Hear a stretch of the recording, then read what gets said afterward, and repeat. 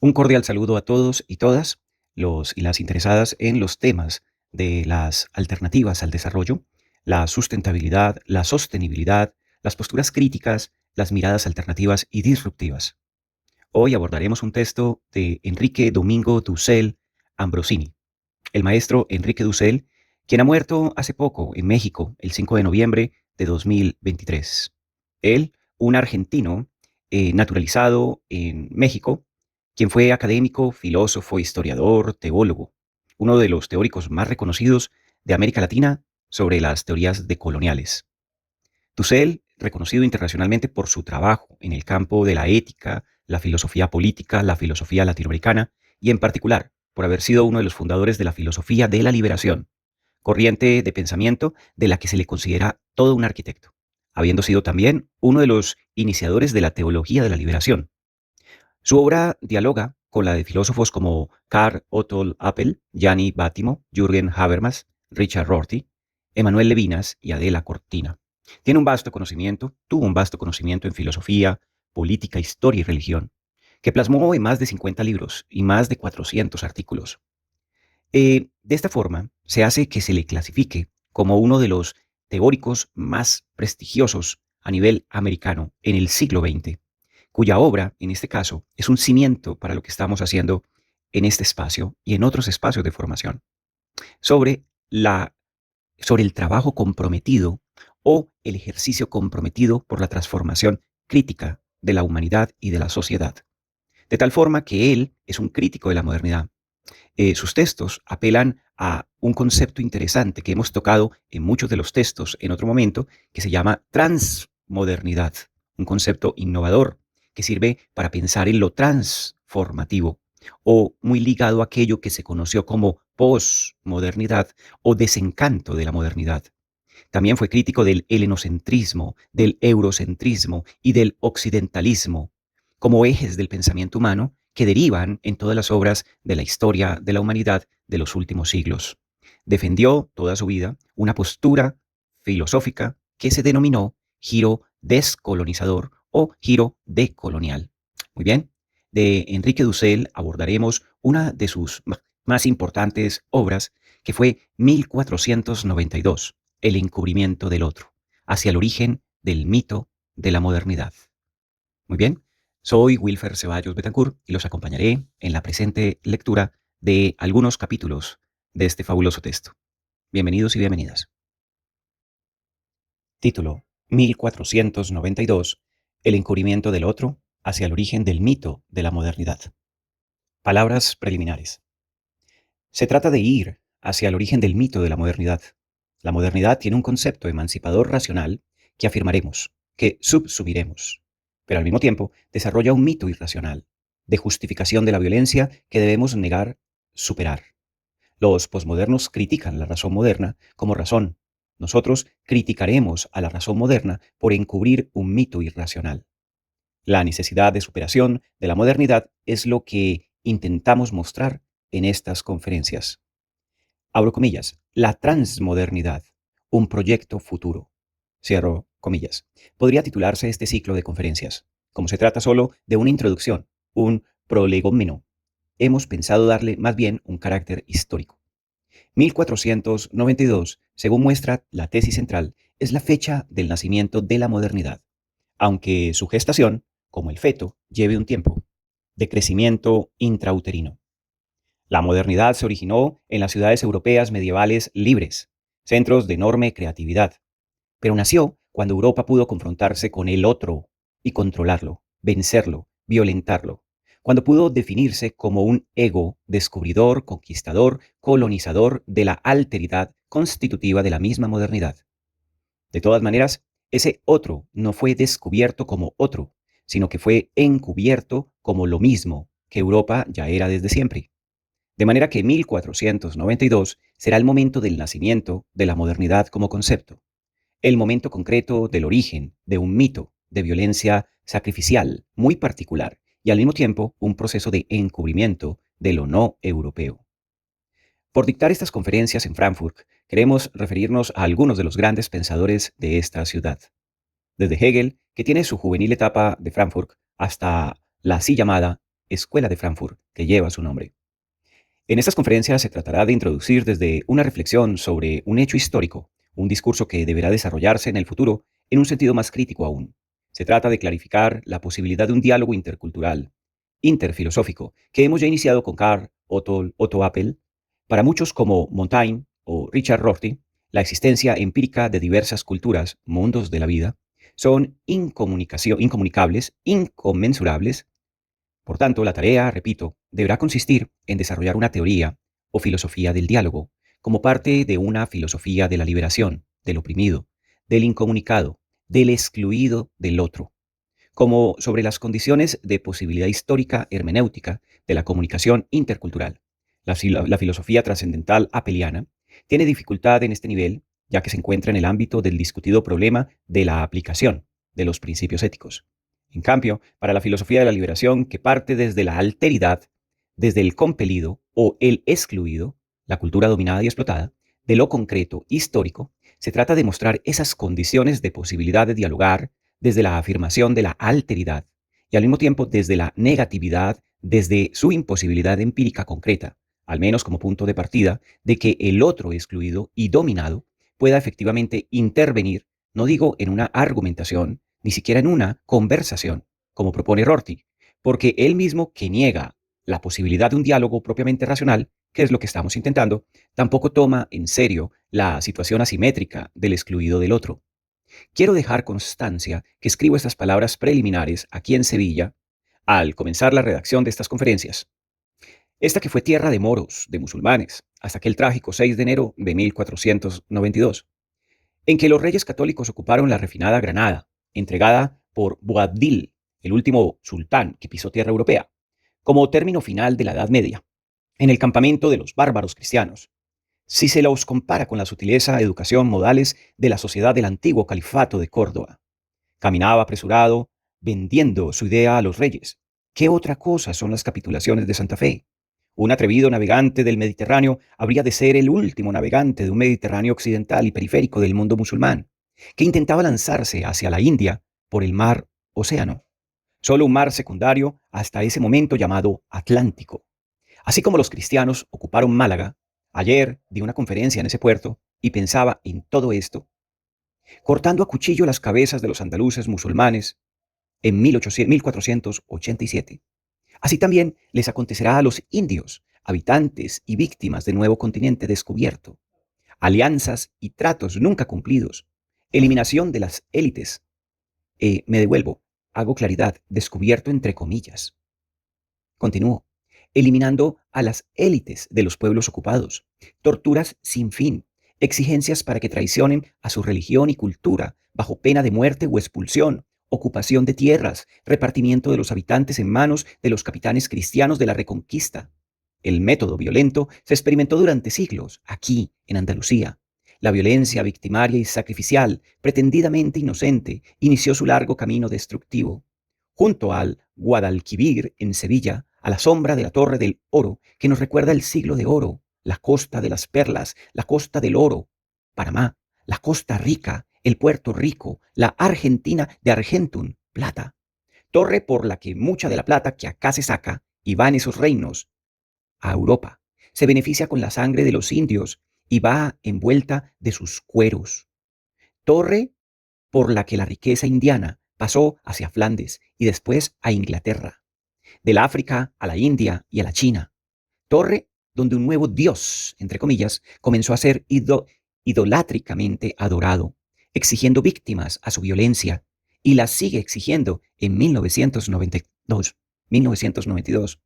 ¿Qué habremos de recordar el 12 de octubre de 1992 y en lo sucesivo?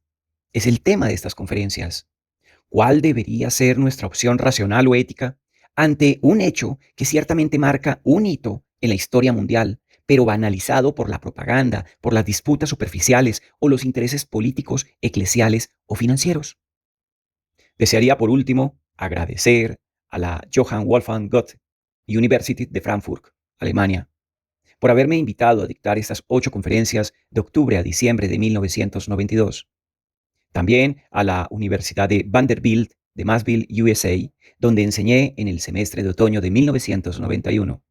y de manera muy especial al Departamento de Filosofía de la Universidad Autónoma de México, de Iztapalapa, y al Sistema Nacional de Investigaciones de México, que me han permitido poder ocuparme del tema. Enrique Dussel, México, 1992. Primera parte. Desde el ego europeo al encubrimiento. En esta primera parte, nos situaremos intencionalmente desde la perspectiva europea. Metódicamente para nosotros, es una de las perspectivas y la desarrollaremos lo más completamente posible. Por tratarse de unas cortas conferencias, solo podrán ser esquemáticas. Sugieren temas, pero no pueden de ninguna manera agotarlos. Son por ello figuras abstractas del proceso de constitución de la subjetividad moderna, del ego, entre comillas, que de 1492 a 1636, momento en el que Descartes expresa definitivamente el ego, cogito, en el discurso del método, recorre el primer momento de la constitución histórica de la modernidad. La España y el Portugal, a este último no podremos dedicarle nuestras reflexiones para no extendernos excesivamente, de finales del siglo XV, ya no son más un momento del mundo propiamente feudal, son más bien naciones renacentistas. Son el primer paso hacia la modernidad propiamente dicha. Fue la primera región de Europa que tiene la originaria experiencia de constituir al otro como dominado bajo el control del conquistador del dominio del centro sobre una periferia. Europa se constituye como el centro del mundo en su sentido planetario. Es el nacimiento de la modernidad y el origen de su mito. Nos importa incluir a España en el proceso originario de la modernidad, ya que al final del siglo XV era la única potencia europea con capacidad de conquista territorial externa, y lo habría probado en la reconquista de Granada, porque de esa manera América Latina redescubre también su lugar en la historia de la modernidad. Fuimos la primera periferia de la Europa moderna, es decir, sufrimos globalmente desde nuestro origen un proceso constitutivo de modernización, aunque no se usaba en aquel tiempo esta palabra, que después se aplicará a África y a Asia, aunque nuestro continente era ya conocido como la prueba del mapa mundi de Henricus Martellus en Roma en 1489. Solo España, gracias a la habilidad política del rey Fernando de Aragón y a la osadía de Colón, intentó formal y públicamente, con los derechos otorgados correspondientes y en franca competencia con Portugal, lanzarse hacia el Atlántico para llegar a la India. Este proceso no es anecdótico o simplemente histórico, es además el proceso originario de la constitución de la subjetividad moderna. Conferencia 1. El eurocentrismo. Abro comillas. La historia universal va del oriente hacia el occidente. Europa es absolutamente el fin de la historia universal. La historia universal es la disciplina de la indómita voluntad natural dirigida hacia la universalidad y la libertad subjetiva. Hegel, Filosofía de la Historia Universal. Cierro comillas. En el concepto emancipador de modernidad se encubre un mito que iremos desarrollando en el curso de estas conferencias.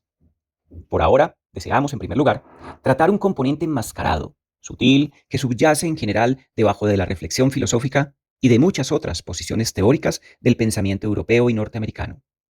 Se trata del eurocentrismo y su componente concomitante, la falacia desarrollista, entre comillas. Consideremos lo que nos dice Kant en su obra, en aquel lejano 1784. Para Kant, la inmadurez o minoría de edad es culpable. La pereza y la cobardía constituyen el etos de esta posición existencial. Hoy debemos hacerle a Kant esta pregunta.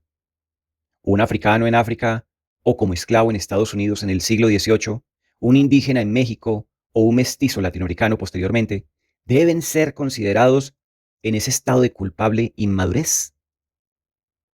Esto dado que Kant lo señalaba de la siguiente forma, entre comillas. Ilustración es la salida, por sí misma de la humanidad, de un estado de inmadurez culpable. La pereza y la cobardía son las causas por las que la gran parte de la humanidad permanece gustosamente en ese estado de inmadurez. Cierro comillas.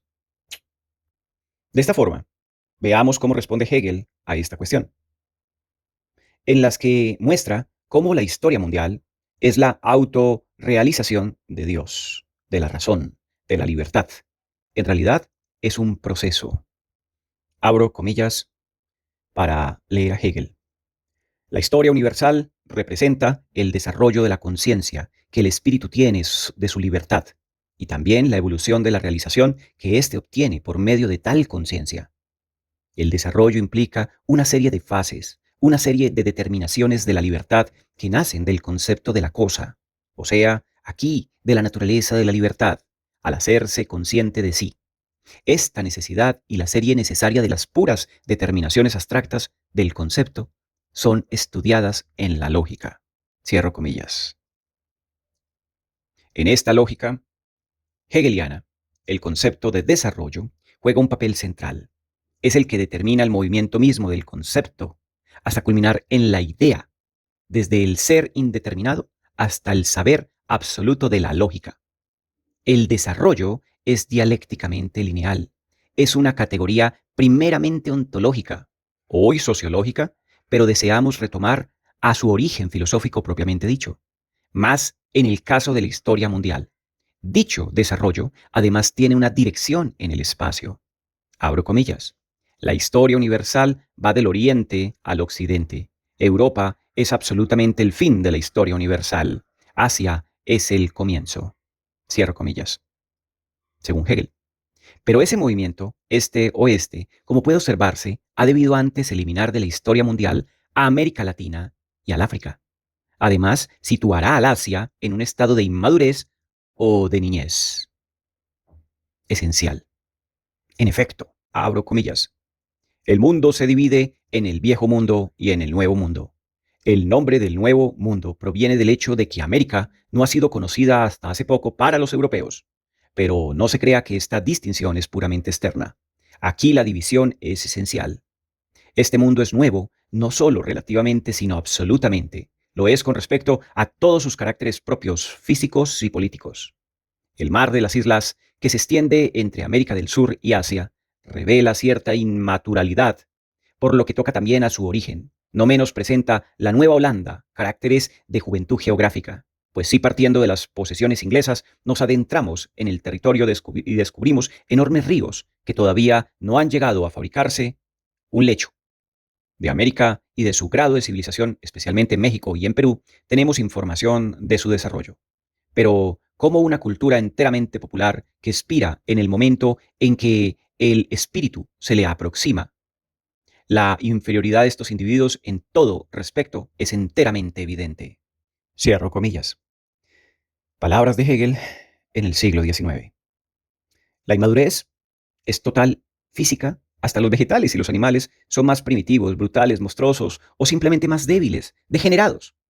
Es el signo que se le coloca a América Latina. Por ello, abro comillas, en lo que se refiere a sus elementos, América no ha terminado aún su formación. Latinoamérica es, por consiguiente, la tierra del futuro. En términos futuros se mostrará su importancia histórica. Mas, como país del futuro, América no nos interesa, pues el filósofo no hace profecías.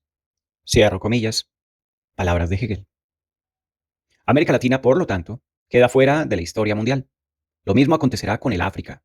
En efecto, aunque haya una especie de trinidad, Europa, Asia, África. Sin embargo, África quedará igualmente descartada. Abro comillas. Las tres partes del mundo mantienen, pues, entre sí una relación esencial y constituyen una totalidad. El mar Mediterráneo es el elemento de unión de estas tres partes del mundo, y ello lo convierte en el centro de toda la historia universal. El Mediterráneo es el eje de la historia universal. Cierro comillas. Palabras de Hegel. Tenemos así el concepto de centro de la historia mundial, pero veremos que de las tres partes que constituyen la totalidad, aquí ya América Latina quedó descartada. Dos de dichas partes quedarán igualmente descalificadas. Acerca del África, Hegel escribió unas páginas que merecen leerse, aunque debe tenerse mucho sentido del humor, ya que es la culminación fantástica de una ideología racista, llena de superficialidad, con un sentido infinito de superioridad, que nos muestra bien el estado de ánimo de Europa al comienzo del siglo XIX. Abro comillas. África es en general una tierra cerrada, y mantiene su carácter fundamental. Entre los negros es, en efecto, característico el hecho de que su conciencia no ha llegado aún a la intuición de ninguna objetividad, como por ejemplo Dios, la ley, en la cual el hombre está en relación con su voluntad y tiene la intuición de su esencia. Es un hombre en bruto, cierro comillas, ratificaba Hegel. Son una de las páginas más insultantes en la historia de la filosofía mundial, después de las cuales Hegel concluye, abro comillas, este modo de ser de los africanos explica el que sea tan extraordinariamente fácil fanatizarlos. El reino del espíritu es entre ellos tan pobre y el espíritu tan intenso que una representación que se les inculque basta para impulsarlos a no respetar nada, a destrozarlo todo. África no tiene propiamente historia. Por eso abandonamos África, para no mencionarla ya más. No es una parte del mundo histórico, no presenta un movimiento ni un desarrollo histórico. Lo que entendemos propiamente por África es algo aislado y sin historia, sumido todavía por completo en el espíritu natural, y que solo puede mencionarse aquí, en el umbral de la historia universal. Cierro comillas. Esta soberbia europea, esta, entre comillas, desmesura hegeliana, que Kierkegaard también ironizaba, se muestra en el texto citado de manera paradigmática. Pero al final, también, Asia juega un papel puramente introductorio, preparatorio, infantil en el desarrollo de la historia mundial. En efecto, como la historia mundial se mueve del oriente al occidente, era necesario descartar primero América Latina, que no se la situaba en el este del extremo oriente, sino al oeste del Atlántico, y al África, el sur bárbaro, inmaduro, antropófago y bestial. Abro comillas. Asia es la parte del mundo donde se verifica el comienzo en cuanto tal. Pero Europa es absolutamente el centro y el fin del mundo antiguo y el occidente en cuanto tal. El Asia es el absoluto oriente. Cierro comillas, palabras de Hegel. Pero en Asia el espíritu está en su infancia. El despotismo permite solo que uno, o sea el emperador, sea libre. Es la aurora, pero de ninguna manera la culminación de la historia mundial. El, entre comillas, comienzo y el fin de la historia es Europa. Cierro comillas. Pero hay diversas Europas. La Europa del sur, al sur de Francia e Italia. Allí habitó el espíritu en la antigüedad, cuando el norte de Europa estaba incultivado. Pero el sur no tiene un núcleo estampado en sí y por ello el destino se encuentra en el norte de Europa. Hay todavía dos nortes. Al este, que es Polonia y Rusia, que se encuentran siempre en relación con el Asia, de la que debemos hablar es de la parte occidental, del norte de Europa, que son, entre comillas, Alemania, Francia, Dinamarca, los países escandinavos, son el corazón, supuestamente, de Europa. Ahora Hegel comienza a emocionarse, pone en sus palabras el timbre de las trompetas de Wagner y escribe, abro comillas, el espíritu germánico es el espíritu del nuevo mundo, cuyo fin es la realización de la verdad absoluta, como autodeterminación infinita de la libertad que tiene por contenido su propia forma absoluta. El principio del imperio germánico debe ser ajustado a la religión cristiana. El destino de los pueblos germánicos es el de suministrar los portadores del principio cristiano. Cierro comillas. Y Hegel, expresando la tesis exactamente contraria a la que quiero probar, escribe sobre los pueblos germanos. Abro comillas. La significación ideal superior es la del espíritu, que retoma en sí mismo desde el embotamiento de la conciencia. Surge la conciencia de la justificación de sí mismo mediante el restablecimiento de la libertad cristiana. El principio cristiano ha pasado por la formidable disciplina de la cultura, y la reforma le da también en su ámbito exterior, con el encubrimiento de América, el principio del espíritu libre se ha hecho aquí bandera del mundo, y desde él se desarrollan los principios universales de la razón, la costumbre y la tradición. Ya no valen. Los distintos derechos necesitan legitimarse como fundados en principios racionales. Así se realiza la libertad del espíritu. Cierro comillas. Es decir, para Hegel, la Europa cristiana moderna nada tiene que aprender de otros mundos, otras culturas. Tiene un principio en sí misma y es su plena, en sí misma, realización. Abro comillas. El principio se ha cumplido y por ello el fin de los días ha llegado. La idea del cristianismo ha alcanzado su plena realización. Cierro comillas. Hegel. Las tres etapas de ese denominado mundo germano son un, entre comillas, desarrollo de ese mismo espíritu. Son los reinos del Padre, del Hijo y del Espíritu Santo. Y, entre comillas, y el imperio germánico es el reino de la totalidad en el que vemos repetirse las épocas anteriores. Cierro comillas. La primera época son las migraciones germánicas en tiempos del Imperio Romano. La segunda época, la Edad Media feudal. Todo remata con tres hechos finales: el renacimiento de las letras y las artes, el descubrimiento de América y el paso hacia la India por el Cabo de Buena Esperanza, al sur de África.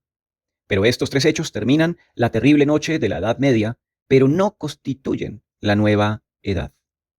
La tercera edad, o sea, la modernidad, se inicia con la reforma luterana, propiamente alemana, que se desarrolla totalmente en la Ilustración y la Revolución Francesa. La modernidad llega a su culminación, de la que podríamos decir lo que Hegel atribuye a los ingleses. Abro comillas. Los ingleses se determinaron a convertirse en los misioneros de la civilización en todo el mundo. Cierro comillas. Ante esa Europa del Norte, nadie podrá ya, como hoy ante Estados Unidos, pretender tener derecho alguno, tal como lo expresa Hegel en su enciclopedia. Abro comillas. Porque la historia es la configuración del espíritu en forma de acontecimiento. El pueblo que recibe un tal elemento como principio natural es el pueblo dominante en esa época de la historia mundial, contra el derecho absoluto que él tiene por ser el portador actual del grado de desarrollo del espíritu mundial. El espíritu de los otros pueblos no tiene derecho alguno. Cierro comillas. Este pueblo, el norte, Europa, es decir, Alemania e Inglaterra en particular, para Hegel, tiene así un, abro comillas, derecho absoluto, por ser, abro comillas, portador del espíritu en ese momento de su desarrollo, ante el cual pueblo, todo otro pueblo, no tiene derecho. Es la mejor definición, no solo de eurocentrismo, sino de la sacralización misma del poder imperial del norte o el centro sobre el sur, la periferia, el antiguo mundo colonial y dependiente. Creo que no son necesarios comentarios. Los textos hablan en su espantosa crueldad, de un cinismo sin medida que se transforma en el desarrollo mismo de la razón ilustrada. Además, y esto ha pasado desapercibido a muchos comentaristas y críticos de Hegel y al mismo Marx, la sociedad civil contradictoria se supera como Estado, y en Hegel gracias a la constitución de colonias que absorben dicha contradicción. Abro comillas. Por una dialéctica que le es propia a sobrepasarse, en primer lugar, tal sociedad es llevada a buscar fuera de ella misma a nuevos consumidores, y por ello busca medios para subsistir entre otros pueblos que le son inferiores en cuanto a los recursos que ella tiene en exceso, o en general la industria. Este despliegue de relaciones ofrece también el medio de la colonización a la cual, bajo la forma sistemática o esporádica, una sociedad civil acabada es impulsada. La colonización le permite que una parte de su población, sobre el nuevo territorio, retome al principio de la propiedad familiar y al mismo tiempo se procure a sí mismo una nueva posibilidad y campo de trabajo. Cierro comillas. Eh, Europa entonces ocupa territorios ajenos. Hegel no piensa que esto significa que hay que arrebatárselos a otros pueblos. La periferia de Europa sirve así de espacio libre para que los pobres, fruto del capitalismo, puedan devenir propietarios capitalistas en las colonias. Y bien, Jürgen Habermas trata el mismo tema en su obra, cuando escribe, abro comillas, los acontecimientos históricos claves para la implantación del principio de la subjetividad sobre la Reforma, la Ilustración y la Revolución Francesa. Cierro comillas. Ya aquí estamos hablando del siglo XX, segunda mitad del siglo XX. Para Habermas, como para Hegel, el descubrimiento de América no es un determinante constitutivo de la modernidad. Deseamos demostrar lo contrario. La experiencia no solo del descubrimiento, entre comillas, sino especialmente de la conquista, entre comillas, será esencial en la constitución del ego, entre comillas, moderno. Pero no solo como subjetividad, sino como subjetividad centro, entre comillas, y fin, entre comillas, de la historia. Por otra parte, es evidente, tanto Hegel como el mismo Habermas descartarán a España de la originaria definición de modernidad y con ello a América Latina. Escribe Hegel, abro comillas, aquí se encuentran las tierras de Marruecos, Faz, Argel, Túnez, Trípoli. Puede decirse que esta parte no pertenece propiamente a África, sino más bien a España, con la cual forma una cuenca. El polígrafo de Prat dice, por eso, que en España se está ya en África. España es un país que se ha limitado a combatir el destino de los grandes, destino que se decide en otras partes. no está llamada a adquirir figura propia. Cierro comillas. Hegel. De esta forma, si España está fuera de la modernidad, mucho más América Latina. Nuestra hipótesis, por el contrario, es que América Latina, desde 1492, es un momento constitutivo de la modernidad, y España y Portugal como su momento constitutivo. Es esa otra cara, la alteridad esencial de la modernidad, el ego o la subjetividad europea inmadura y periférica del mundo musulmán se irá desarrollando hasta llegar con Hernán Cortés en la conquista de México. El primer espacio donde dicho ego efectuará un desarrollo prototípico, a constituirse como ese señor del mundo, como voluntad de poder. Esto permitirá una nueva definición, una nueva visión mundial de la modernidad, lo que nos descubrirá no solo su concepto emancipador que hay que subsumir, sino igualmente el mito victimario y destructor de un europeísmo que se funda en una falacia eurocéntrica y desarrollista. El mito de la modernidad tiene ahora un sentido distinto al que tenía para Horkheimer o Adorno, o que tenía para los modernos, como Lyotard, Rorty o Bátimo. Contra los posmodernos, no criticaremos la razón en cuanto tal, pero admitiremos su crítica contra la razón dominadora, victimaria, violenta. Contra el racionalismo universalista no negaremos su núcleo racional, sino su momento irracional del mito sacrificial. No negaremos entonces la razón, sino la irracionalidad de la violencia del mito moderno. No negaremos la razón, sino la irracionalidad posmoderna. Afirmaremos la razón del otro hacia una mundialidad transmoderna. Muy bien, aquí hemos terminado la primera conferencia que Enrique Dussel ha planteado en Frankfurt del texto 1492, El encubrimiento del otro, hacia el origen del mito de la modernidad. Espero encontrarlos en una siguiente lectura y continuaremos con las siguientes conferencias. Soy Wilfer Ceballos Betancourt y espero que estos textos contribuyan a los procesos transformativos de conocimiento, de acción y de transformación misma de la sociedad. Un abrazo a todos y todas.